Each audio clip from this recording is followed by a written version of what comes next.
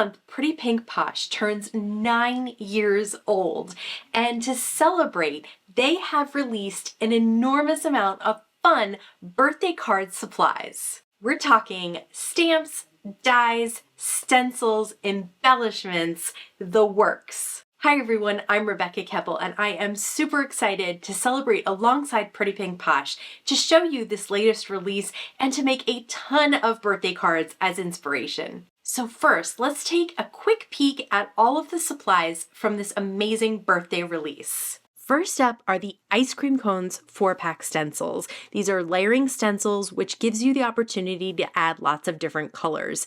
Then there's the party hat stencil. This is another layering stencil set of 4 stencils. Again, lots of colors easily added. And finally, the layered birthday cake stencils. Again, 4 stencils where you can add lots of details. The streamers come in a 2-pack of stencil, really easy to use. The birthday balloons stamp set and matching dies includes 2 different balloons and several strings. The birthday mug edition dies is an additional die set to the winter mug dies, and you can add lots of different birthday designs to that mug. The birthday signs, stamps, and dies include the cute little critters, little crocodile, little tiger, and they're holding signs that can add the sentiments. The fancy cake dies can be used to create a shaker like I do later in this video, or can be used to create a flat card with lots of layers again and lots of color. The birthday sentiments, stamps, and dies includes a tag die set that you can use as a tag with the hole at the top, or you can turn it into a balloon if you want, and the sentiments go right inside. The gift card bag dies is a really easy way to create the cutest little gift bag on your card that can hold a gift card. I know a lot of you love the letters that they create out of tiny images. The wish, stamps, and dies is just like that. Then there's the large celebrate dies and hot foil. Remember that the shadow die will also cut out the hot foil. There's a make a wish and a wish big die set as well. And there are 3 different sets of clay confetti, funfetti, birthday cake, and party swirls. The sweet treat stamps and dies is a free set. Go over to their website and you'll see how you can get it. Now, let's make a ton of birthday cards. Okay, so for this first card, we're going to use the streamers, and how cute does that turn out? So easy, and you could do it in any color combination that you like. Next, I'm going to use those balloons stamp set and dies. So I stamped the outlines in the color that I was going to include the interior with. Instead of stamping it in black, that outline, and then stamping color on the inside, I decided to coordinate the outline with the color inside. And I love all the different designs that you can create. For that solid balloon, you can also add a sentiment inside. I decided to also add a sentiment right on the streamers with the birthday sentiments stamp set.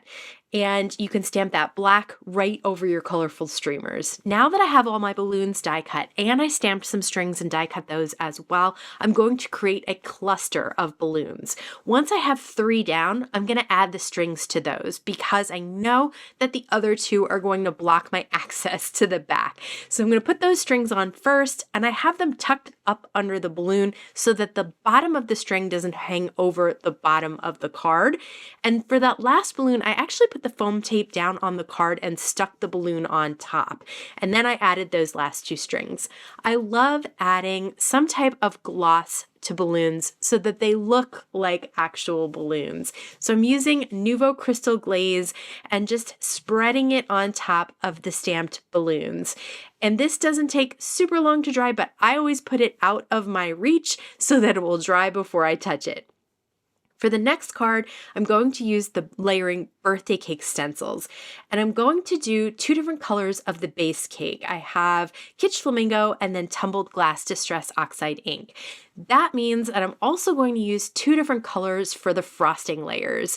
So I used Worn Lipstick and Broken China on top of those. So you can see I have the 2 different color combinations, pink and blue, on this cake. I'm going to do the same thing with the candles. I used some picked raspberry, and then some prize ribbon. For the flames of the candles, which is its own stencil, I am going to use some lunar paste. And I've shared using lunar paste with the stencils before. Just make sure you clean it off as soon as you're done with water, and it will completely not ruin your stencils at all. And you'll be able to get both a little bit of dimension and lots of shine. Even though those flames are so tiny, look at how cute they are with that shine. I also grabbed a sentiment from the Wish stamp set, and it says, "Celebrate you on your special day." And I'm going to pop that whole panel up on a piece of fun foam. Instead of using foam tape, I'm going to create the whole panel popped up. So I'm placing that fun foam with some liquid adhesive down on my A2 base there. And then I'm just going to cut the panel down to 4 by 5 1/4 and pop that up. And I just like that little bit of dimension that that fun foam adds in the back. Next card, we're going to use the Party Hat set. This is again another 4 layering stencil set, and I loved the way the 2 different color combinations looked on the cake, so I'm going to do something similar with the party hats, but I'm starting with a green and blue. I started with Twisted Citron and Tumbled Glass. And then you can see I'm going to layer up the stencils using that same color combination. For the little tassels on top though, I'm going to switch it up. I'm going to use Prez ribbon on the green hats, and I'm going to use an orange on the blue hats, just for an extra little bit of color and fun for something a little bit different. I loved the way the yellow looked on the little flames of the cake, so I used it on these little stars as well. Again, you don't have to use that 4th little stencil for the stars. I just love the way it looks. It's so cute, so I like to use them all. I'm going to use that hot foil large Celebrate, and I'm going to adhere down temporarily some foil to my cardstock so that it stays in place, and I do that with pixie tape. Place it down with the foil color facing your foil plate. The silver side is facing your cardstock, and then put your plates on top and run it through. And you can see how perfectly it foiled without any skipping or missed spots or anything like that, because that foil is staying in place on the cardstock. So I just did a whole bunch of these because I wanted to have options and choices, and that's always fun. And then you can use the shadow die from the die set to cut those out. I trimmed down the panel to 4 by 5 1/4, or maybe a little bit smaller than that. And then I'm going to adhere it down to an A2 piece of colorful cardstock. Now I used the Shadow Celebrate die to cut out some fun foam to pop it up, because it's much easier to do that than cut itty bitty bits of foam tape around. That C especially is pretty thin. That birthday sentiment set is perfect for stamping sentiments on the inside of cards. And I know a lot of you are always asking for sets like this, and this is the perfect one. So I did use my Misty to stamp that inside the card, and then I'm going to adhere the panel on the outside of the card. And you can stick that top of the card in your Misty and it won't ruin anything, and it will stamp perfectly. For the next card, I am going to use the Ice Cream Cones stencil set. I love these stencils. I love how many colors you can add. It's so easy. There's no coloring involved. It's just ink blending, which is so much fun to do. It's kind of relaxing. So I used, again, several different colors. This time I'm using kind of a gradient. I'm going from sort of the lightest pink down to the darkest at the bottom. And you can see that I also changed up the sprinkle colors and all of that as well. I cut the panel down to 4 by 5 1/4 and put it on some colorful cardstock. I did the same thing with the fun foam, cut the Celebrate out of the shadow, and then popped up my foiled Celebrate on top. The foil color is a hot foil from Thermoweb. It's called Gold Unicorn, and it has kind of almost a sparkly aspect to it. Now I put a little bit of liquid adhesive on several of the ice creams, and I'm going to add some of those clay confettis on top because they look so cute and bright and colorful, and they just add a little something special to this card. For the next card, I'm going to use that gift bag die. Now you can see that it has 3 tabs on the sides. They can be cut off if you want to just use the die as a flat die. I'm going to create it so that I can adhere it down to my card, and it will be like a little envelope that will hold, or something that you can tuck a gift card inside. I'm going to flatten out those tabs one time and put some adhesive on them. Now I'm going to fold them back. So I'm putting the adhesive on the front.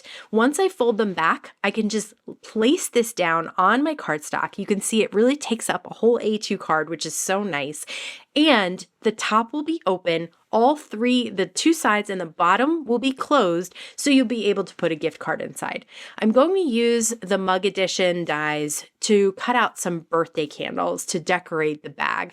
And I have them just in a bunch of different colors. There's some layers to these candles. So you can put sort of a stitched layer on top. Then there's 3 pieces that you can use to make stripes on the candle. I decided to do that for all 3.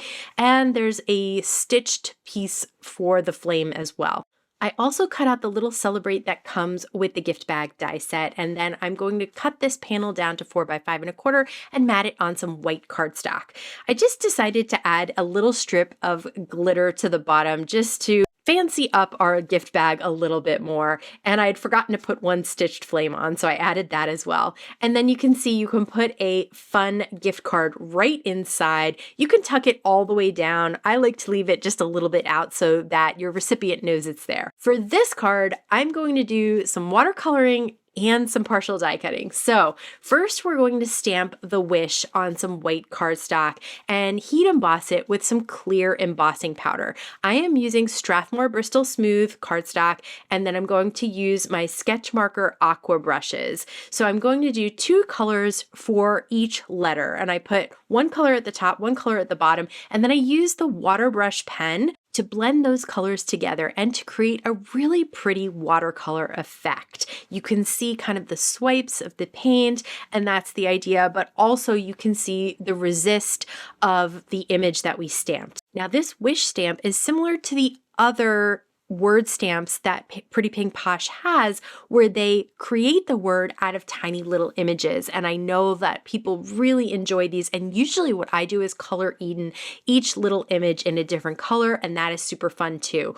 So this was a little different for me, but I really liked the way it turned out. And I may go back and use some of the other ones in a similar way. So I'm going to hold the die in place. The die cuts out individual letters. So next, I'm going to cut out 2 little strips of black cardstock, and here we're going to do the partial die cutting. So I have on the bottom of an A2 piece of cardstock the wish die, but I only have the plate up to the bottom to the middle, and so it's only going to cut that part. This is going to be the bottom of our card. So once that's done, you can see that I need to trim out some of the interior pieces. I just tucked them back when they were hanging down and then cut them off. Now I can adhere the letters down to these partially die cut letters at the bottom of the cardstock. We're creating a card panel. It's going to go on a base that's also going to be cut so that the bottom is always going to stay open. Okay, those 2 little pieces of black cardstock, those had a little bit of adhesive behind them, so I just stuck them down. I did stamp Make A over it, and that's also from the stamp set. And this little present is from the stamp set, so I decided to watercolor that in as well, so everything would be sort of consistent. And I'm using the same colors that I used on the wish. And I'm going to pop that up on a piece of fun foam. That's going to complete my panel.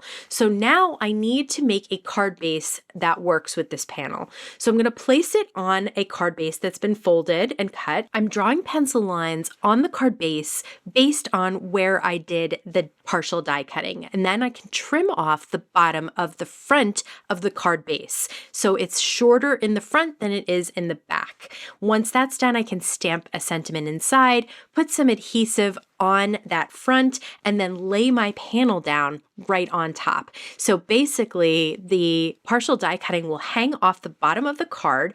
We'll have the sentiment on the inside, and you can see the bottom of those letters where nothing is behind them. And it's just a fun, different look, and I really like the way it turned out, so I'll be doing that again for sure. Okay, for this next card, we're going to use the tag dies. So I have one of the tag dies that I've cut out and stamped, and I'm going to lay it down on some acetate and then trim around the outside so that I can create a shaker window. And then I'm going to punch a hole in the hole of the tag because I still want to use the tag as a tag. I just want it to also be a shaker. So next I'm going to cut 2 pieces of fun foam that are in the same shape as the tag, and I've strung them on that twine as well. So you can see that I am making sure that I'm getting liquid adhesive all around that opening. That's going to be where the shaker goodies are. So last but not least, I put the cardstock front on that twine so that all three will be on the twine. And I put some shaker goodies inside, and then I put liquid adhesive all on the fun foam so that all I have to do is close that cardstock, and that will create our shaker tag.